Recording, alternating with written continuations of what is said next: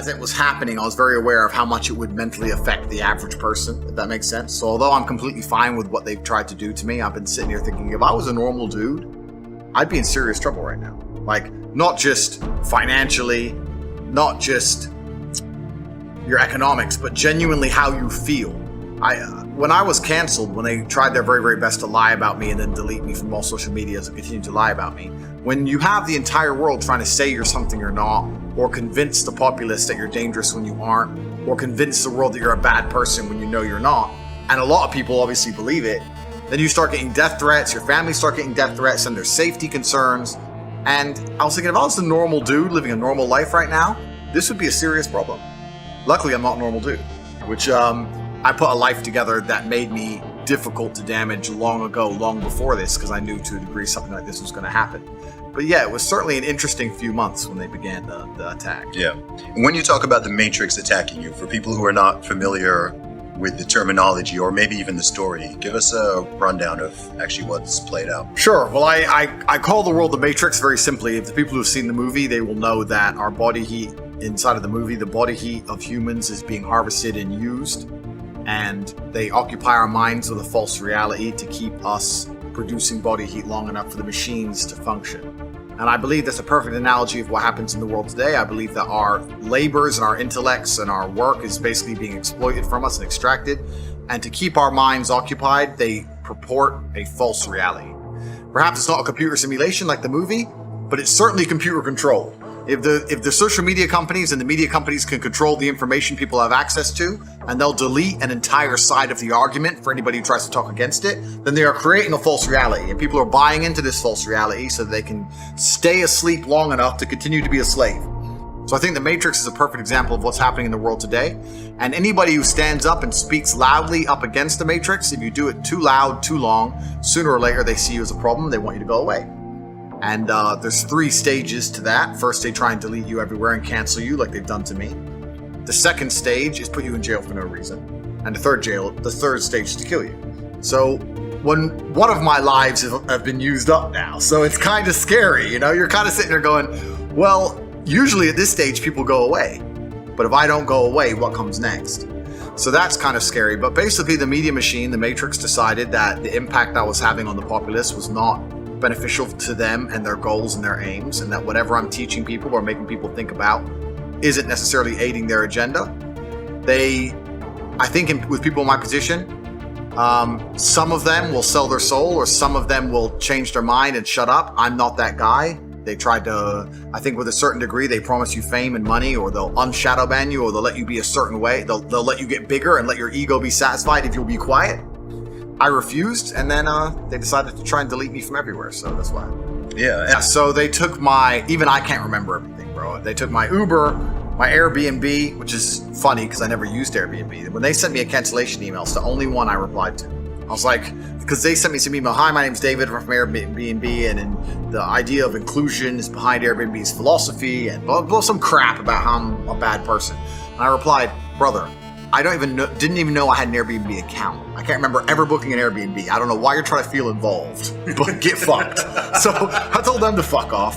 But Uber, Airbnb, my payment processor for my business, Stripe, my Gmail, my Instagram, my Facebook, my Discord, banks, 4 banks in the UK banned me.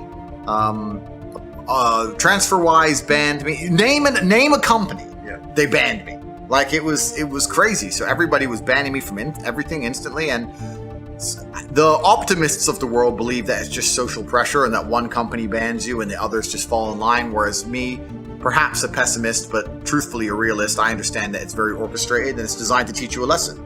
They want to teach you a lesson. They want you to be broke. They want you to struggle to function in society, and they want you to have no voice. And that's what they want to do. They want to make you scared to continue to talk. I think it's just basic human nature. I don't think the people who are running the world are much different than you and I. Perhaps they have different resource and different capability, but I think that human nature stays constant throughout. And me, I run a fairly large empire now. Let's say I have 200 or 300 people working for me. If there was somebody inside of my organization which ignored my orders and inspired other people inside of my organization to be insubordinate, then I would fire them. So when you're running a country or the world, and there's somebody inside of the world that's inspiring others to be insubordinate, then you're going to want to fire them to some degree. And I understood that what they're trying to do to the populace, I truly believe is evil. I don't know whether they believe it's evil or they believe it's good. That's their decision. I don't know their moral backing, but I personally believe it's evil and I stand counter to it. So why would they want me to have a voice? Why would they want me to have influence? For the same reason I wouldn't want an employee in my company to have influence when he's countering my narrative. They don't want me to have a voice. So I always understood this. I knew that sooner or later they were going to just look at me and think he's too big of a problem to exist. And they have to pretend to be balanced and fair.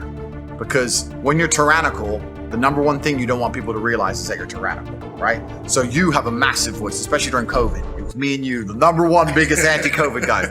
We were absolutely completely about it. But they have to let some people talk against their agendas, because if they delete everybody instantly, then it shows that they're tyrannical and it collapses. So you have to pretend they're balanced and fair, and they do. But if you reach a critical mass where you're having a genuine impact and effect at a certain point, I think that they just come for you and shut you up.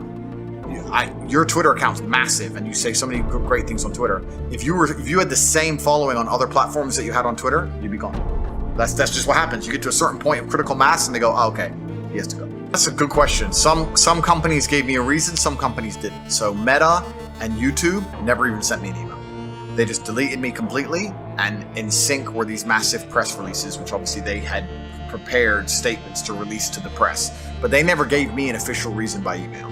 So they've never even told me why. And the reason for that is because I think they understood that they're probably going to end up in court, and they want to be able to make up their reason as they go along in the courtroom. They don't want to stick to a reason on the day. In fact, I've heard from reliable sources that terms and conditions for both of these companies have changed post my ban. So they've tried to protect themselves. So that's that. A few other companies, the ones who deleted me, like Airbnb, etc., it was the typical generic community guideline standards don't meet our current expectations of that. It's all vague garbage. And when you click accept to these companies, you're accepting terms and conditions that are so ridiculously vague. They basically mean we can ban anyone at any time without reason because we decided to. So they don't have to give you a reason, you know? The reason that they told the media is that I'm somehow hateful and misogynistic and I'm dangerous to the world, which I think anybody with a brain knows is absolutely not true. I have opinions, yes, but those opinions aren't going to be out here detrimenting society, not the way that most of the genuine evil that the mainstream media purports out to the children is actually damaging society. The reason they deleted me is because I was massively influential and they didn't like the direction in which I was pushing the youth of the world, which was to think for themselves. So they thought I had to go. That's what the real reason they did it, and they never even told me.